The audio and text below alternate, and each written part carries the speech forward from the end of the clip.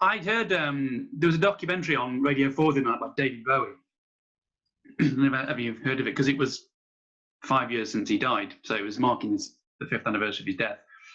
And in about 1998, he did what's now become a very, very famous interview with Jeremy Paxman about how the internet would shape the future.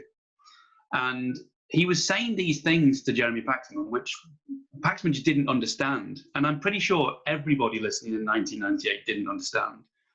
But he totally understood that the shift was taking place, this enormous shift in terms of culture. Well, not just culture, but everything, in which institutions or individuals or iconic figures who used to dictate cultural trends or kind of political theory or whatever were no longer significant, and that the audience would now define fashions and content.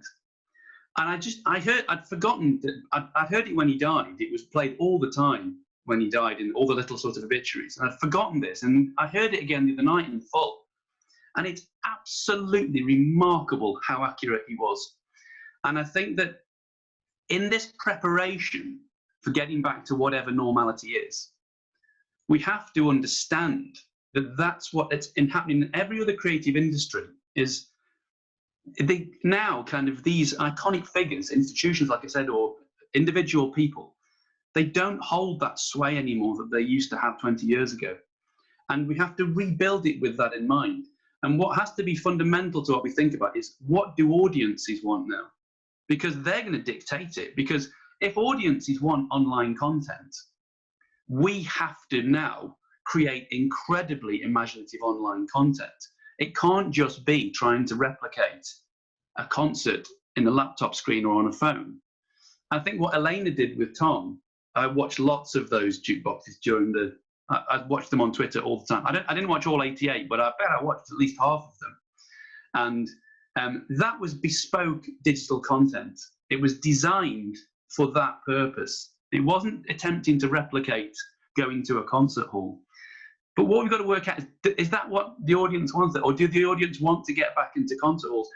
Are they just sitting here waiting until they see that email notification come in that tickets are back on sale for their favourite concert hall, their favourite orchestra, their favourite recital series? Are they just waiting for that moment and then they're going to flood back into the concert halls again?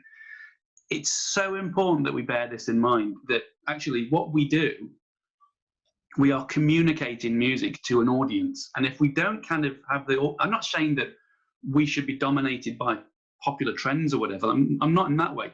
But if we don't put the audience first and what an audience wants, then we won't rebuild it in a successful way.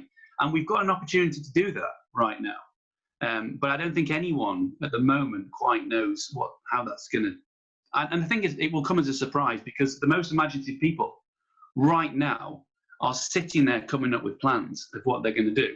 And they might be total outsiders, or they might be an established institution. It's hard to say who they are, but it will happen. And I think that something like this will be the Kickstarter of finally understanding that thing that Bowie said 23 years ago,